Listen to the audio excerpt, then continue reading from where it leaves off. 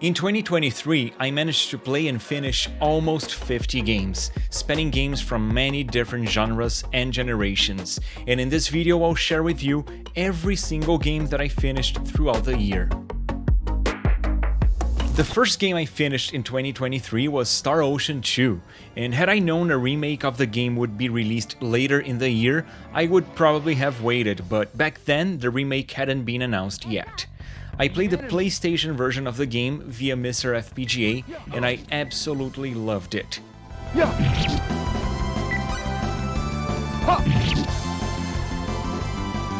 have a full score with this! This is a JRPG in which we explore an undeveloped planet, and the game features two main characters. Claude is trying to figure out where exactly he is and how to get back to his fleet, to his spaceship, and Rena is trying to figure out who she is, where exactly she comes from.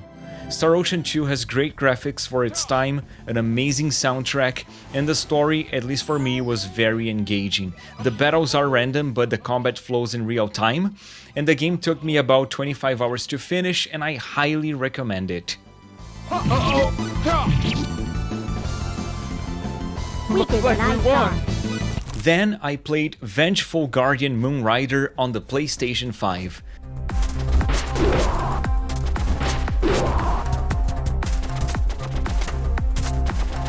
This is a 2D action platformer with great pixel art and intense combat. The game has a very fast pace, and it even features some special stages in which we ride a bike. Those remind me of the Mode 7 games of the Super Nintendo. I had fun with the game, and it took me only around 2 hours to beat.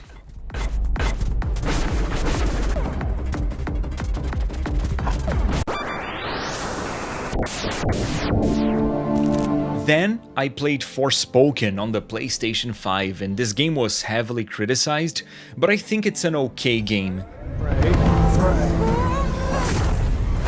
It's not as good as most people expected, but not as bad as most people say it is. It's a third-person action-adventure game with a beautiful world to explore, but this game never realized its full potential. I did enjoy the combat system, especially as more and more skills were made available, but the story wasn't satisfying despite, as I said, a big potential. This is a game that I would only recommend on a big sale, and it took me about 12 hours to beat. And then I played Ys Origin on the Nintendo Switch, which is an action RPG that took me around 13 hours to finish. I love the RPG genre, but I had never played an Ys game, and I decided to start with the one that tells how the Ys world was created. I loved the game, and hopefully now I'll be able to play other games in the IP.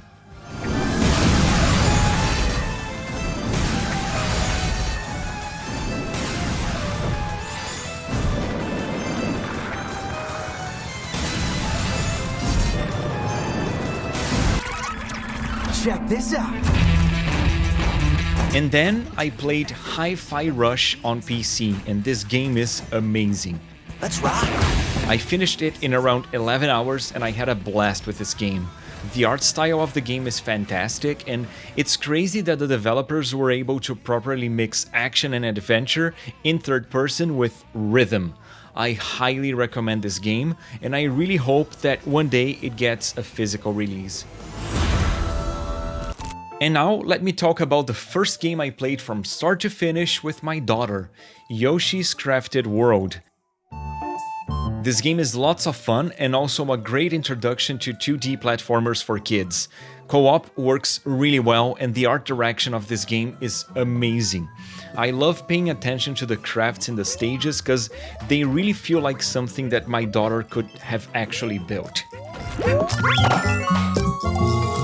Now I'll mention the first of a series of remakes. It's insane that we had so many remakes released in 2023. The first one I played was Dead Space, and I had never played the game, the original game. But I should have given it a chance, cause this game is an awesome experience. I absolutely loved how the developers were able to build the user interface into the game. The health meter is in the main character's armor. The ammo counter is in the weapon itself. Signs in the spaceship are actually useful. And even the interface for the map actually shows the character checking it out. This game is super immersive, the gameplay is fun, and the story is very engaging. I played it on the PS5 and it took me around 13 hours to beat. I highly recommend it.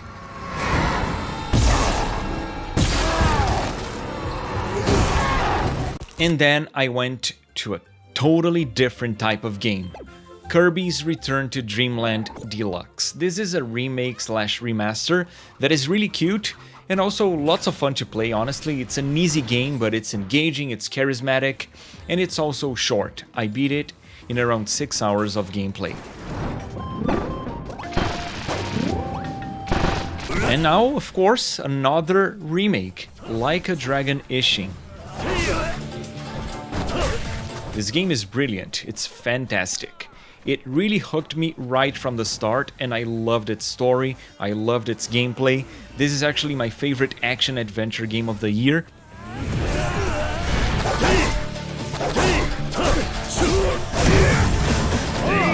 And I beat it on the PlayStation 5 in around 31 hours of gameplay.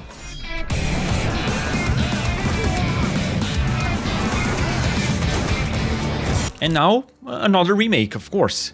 This time with a very famous IP, Resident Evil 4. I played it on the PlayStation 5 and I beat it in around 14 hours of gameplay. I did enjoy it, but I don't think I enjoyed it as much as most people did. I still prefer the other Resident Evil remakes, and yeah, including Resident Evil 3 Remake, which is flawed, but I loved it. My main issue with Resident Evil 4 Remake is that I feel that Leon is too tanky. He's too slow to face the hordes of enemies that appear in open areas, but still it's a great game, it looks fantastic, and it has a very engaging story. And now, not a remake, a remaster. Super Mario Bros. U Deluxe, which I played in co-op with my daughter, and this is a fun game. My daughter loved it, but now it feels very dated when compared to Mario Wonder. And now, finally a game that is not a remake and not a remaster, and this was my favorite indie game of the year.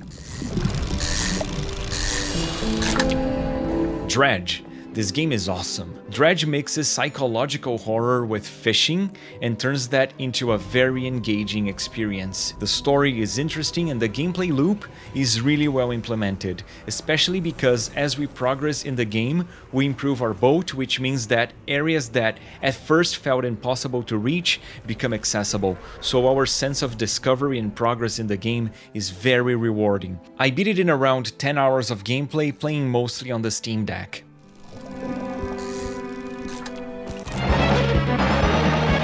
And now a NeoGeo classic that I beat via MiSTer FPGA, Metal Slug. This is an awesome 2D action platformer. It's a very difficult game, but lots of fun. It took me around 40 minutes to beat.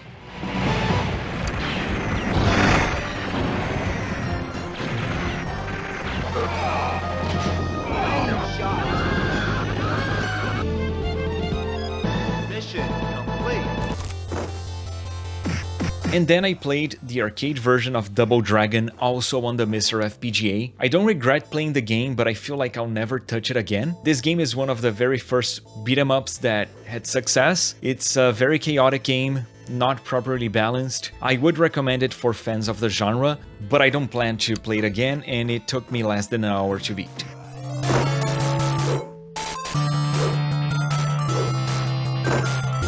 And now a game that I'll mention, but it almost feels like cheating, but I'll mention it anyway. Soul Calibur 2, which I played on the original Xbox. I played the arcade campaign with Maxi and beat it in around 15 minutes. It's an awesome game, but still 15 minutes? Yeah, I'll mention it.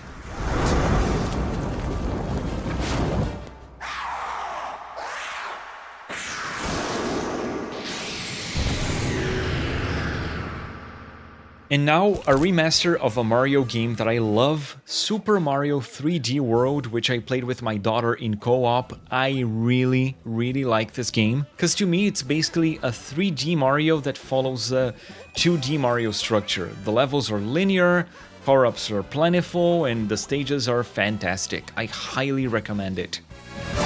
Now a game that doesn't actually have an ending, but I'll mention it and explain why. This is Geometry Wars 2.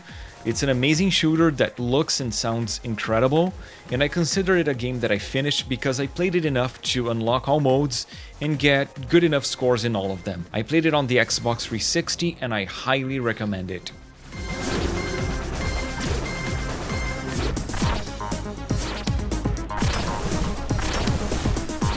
Now another fighting game that feels like I'm cheating, but I'll include anyway.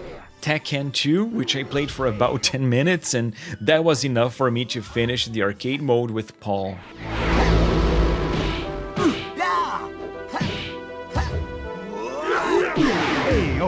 I had always wanted to play a Fire Emblem game, and in 2023 I finally played and finished one. Fire Emblem Awakening, which I played on the Nintendo 3DS. I beat it in around 30 hours of gameplay and I loved it.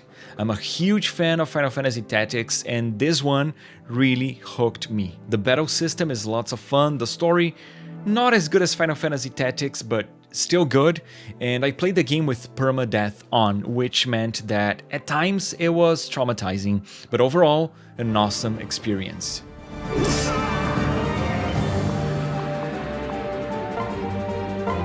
And now, my favorite game of the year, Final Fantasy XVI. As a longtime fan of the IP, I had high hopes for it. I hadn't enjoyed Final Fantasy XV as much as I thought I would, and thankfully, Final Fantasy XVI, at least to me, is much better than 15. I loved the story, the characters, I had lots of fun with the battle system, with the exploration, so I highly recommend this game. And now, a game that I actually regret playing, Indigo Prophecy. This one I played on the original Xbox, and this game had me hooked when I first tested it. I found the graphics amazing for a game from almost 20 years ago, the story was really intriguing, it had multiple protagonists, a mystery to solve, but the game got worse as I advanced on it. I even made a video dedicated to it explaining why I don't recommend it. So yeah, don't play Indigo Prophecy, but please do watch my video about it. Now a game that I played in co-op with my dad, the Simpsons arcade game. We played it on the Xbox 360 and we had a blast. This is an awesome beat 'em up, lots of fun, and this game also has a dedicated video here on the channel.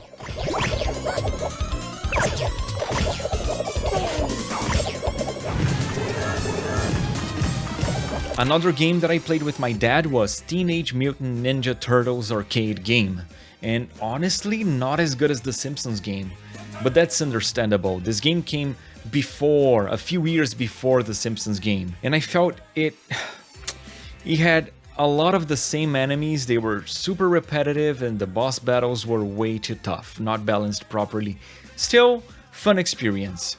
And now, a Super Nintendo classic. Donkey Kong Country 3, Dixie Kong's Double Trouble. And this game is great. It looks and sounds fantastic, it has really tight controls, the stages are well designed, and they offer a good challenge, but I don't think this game is as good as the other Donkey Kong Country games, especially regarding the boss battles, but still it's a game I would recommend. Now a game that I always wanted to try and I finally did. Wonder Boy, the very first one. This one plays like a mix of a 2D action platformer with a bit of a shmup. The gameplay itself is fun, but this game is very repetitive. I played it on the Switch and finished it in about an hour. This is the revival of a classic IP, Double Dragon Gaiden. I played it on the Nintendo Switch and I had lots of fun with the game. The game structure works really well. The gameplay loop involves revisiting stages several times in order to unlock new characters, but that's actually a fun process because you cannot see all the areas that each stage has to offer in a single playthrough. I finished it in around 5 hours, but I didn't get the good ending, so I still gotta work on it. This year, I decided to finally beat the first Final Fantasy, which I did via Final Fantasy Pixel Remaster on the Nintendo Switch. This game definitely didn't age that well, despite being one of the most important games of all time, and I think I did the right choice by playing it via Pixel Remaster. I had fun with the game despite it not being too balanced, and that's understandable. It's the very first Final Fantasy, and back then, the genre was still in its early stages. The game took me about 8 hours to beat and I had a good time with it. Now the only game that I finished on the FM Towns Marty, this is Turbo Outrun. As a kid, I loved playing Outrun on the Master System, and that version of the game, it's much better than this one. Turbo Outrun is not a good game, it's not fun, at least to me, not fun at all. It's boring, it's repetitive, I do not recommend it. A racing game that I do recommend is this one, Sega Rally, which I beat on the Sega Saturn. It took me only 10 minutes to beat, but it was awesome. It felt like I wouldn't be able to do it, but in the end, I did it and I had lots of fun in the process.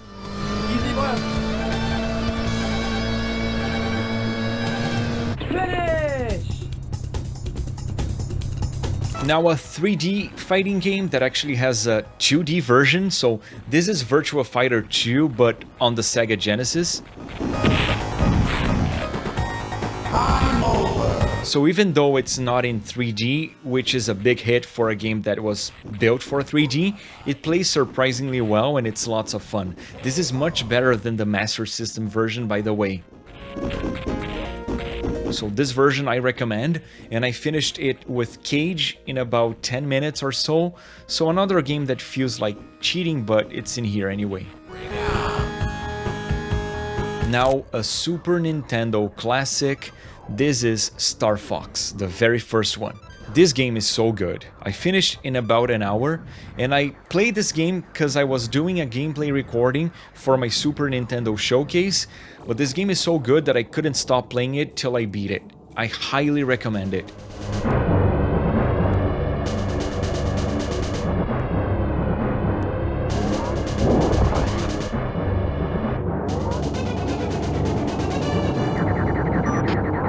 Now one of my favorite games of all time, this is The Machine, a Game Boy game that was released last year in 2022.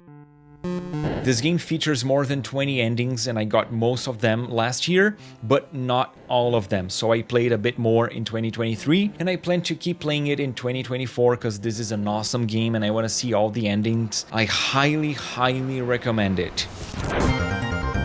Another Super Nintendo classic, Mega Man X, which I played via MiSTer FPGA, and I beat in around 3 hours, and this game is a masterpiece. It's lots of fun, it features great graphics, amazing soundtrack, has really tight controls, awesome unlockables and secrets. I highly recommend it. And another classic, this one I beat on the Super Nintendo original hardware, Street Fighter II, which was crazy hard to beat because the final fight was not balanced at all. I had a tough time with it, but it's an awesome game. Now a game that had a really special video here on the channel, Final Fantasy XIII, which I decided to play because I had a great time with Final Fantasy XVI and I wanted more Final Fantasy in my life. I had always wanted to finish this one and I played it knowing about its issues with linearity and confusing story, which means that I was prepared to endure its linear segments, and I was aware that I should use the glossary not to get confused with terms such as Lassie, Falsi, Seath, etc. Well, I ended up having a great time with the game. I loved my 40 hours of gameplay on the PlayStation 3 with it. I highly recommend it, honestly. And another game that I always wanted to finish, Super Mario Land, which I played on the Analogue Pocket. I was in Mexico on a business trip, I played it while waiting to board a plane, and I finished the game in about 30 minutes or so. I loved it. It's quite an experimental version of Mario. It has very floaty controls, it even has shooter segments, and it's awesome. I recommend it.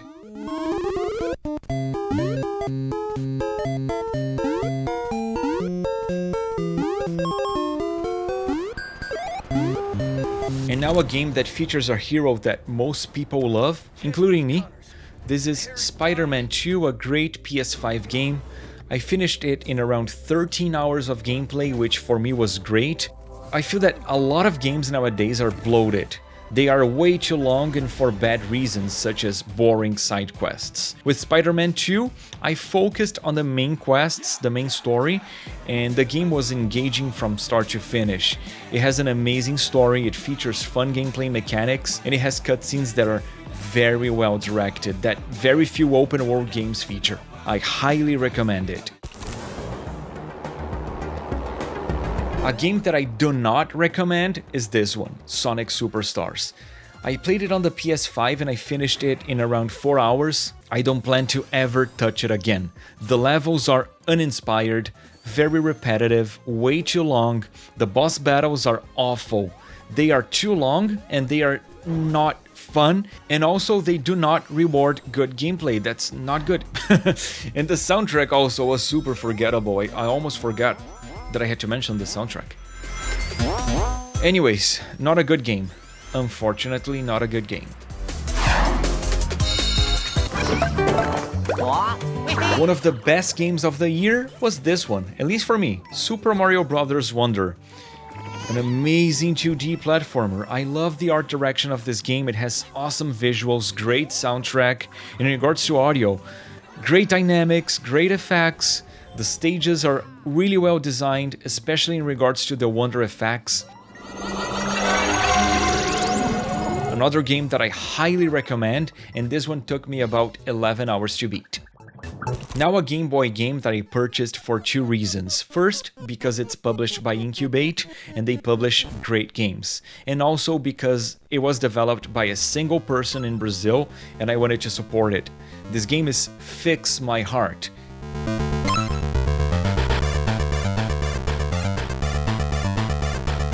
It's a 2D platformer in which we gotta go fast. We gotta move fast, and it has great gameplay. I finished it several times and I loved it.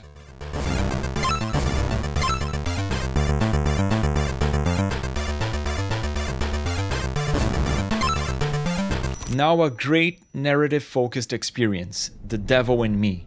This game is part of the Dark Pictures anthology, and it was developed by the creators of Until Dawn and The Quarry.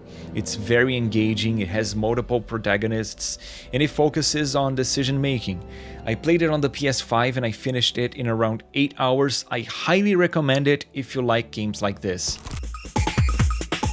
And now another remake, and this time one that I never thought would see the light of day. This is Super Mario RPG, and this game in the Super Nintendo is the game that introduced me to the JRPG genre. I beat the game again with a remake. I had a great time with this game. The visuals are awesome, even though it has a lot of stuttering. The soundtrack is great, the story is very engaging, and I love the battle system, especially in regards to the fact that you gotta properly time your attacks and defenses. That's fun, that's super engaging. I highly recommend the game.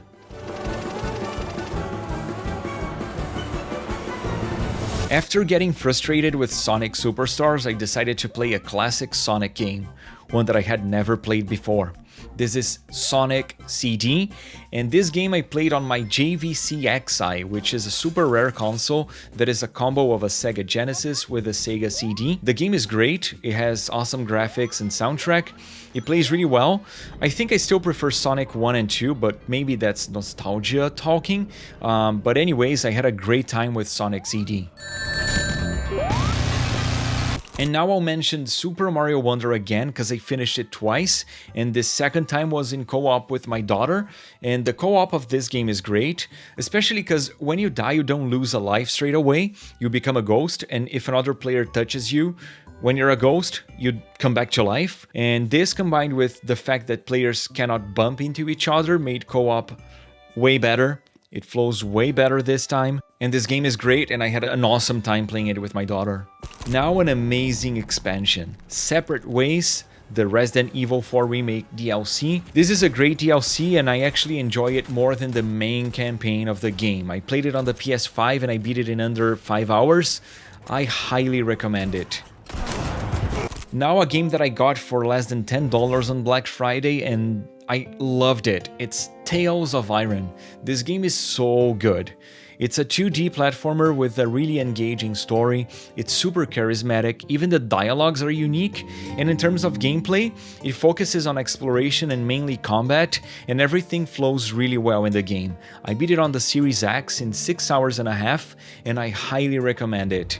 The new king must prove his worth in a deadly trial of combat. One game that I didn't expect to include, but I ended up beating, is this one, GranBlue Fantasy vs. Rising. I played it for my main occupation, and in less than 30 minutes I beat the arcade mode with Gran. This game looks great, but I'm in no position to properly judge a fighting game. Now another expansion that is awesome. God of War Ragnarok Valhalla. Valhalla is so good, so good. It features roguelite gameplay, but what really kept me going was the story. Kratos ends up thinking, reflecting about his time as the Greek god of war, and it was great seeing his character development through it. I highly recommend it. And now a game that had me hooked even before it was released, Sea of Stars. This is a solid RPG. Its first few hours are really, really good. Amazing. But I feel like this game couldn't keep the momentum going. The graphics are amazing, the soundtrack is beautiful, but the game is fully developed in terms of exploration and combat in its initial 30%, which means that the remainder of the game gets quite repetitive, and I feel that the story took way too long to fully develop. In my opinion, this game would have been better if it was shorter, more focused. Still, it's a game that I recommend, but it's not as great as it could have been. I finished it in around 25 hours on the PC, mainly on the Steam Deck. And guys, that's it. I really hope you enjoyed the video. Please consider subscribing. If you're still here, thank you so much for giving me a chance. I know that this type of video doesn't make a lot of sense for a tiny channel such as this one, but I really wanted to share the games I played, and thank you. I hope you have an amazing 2024.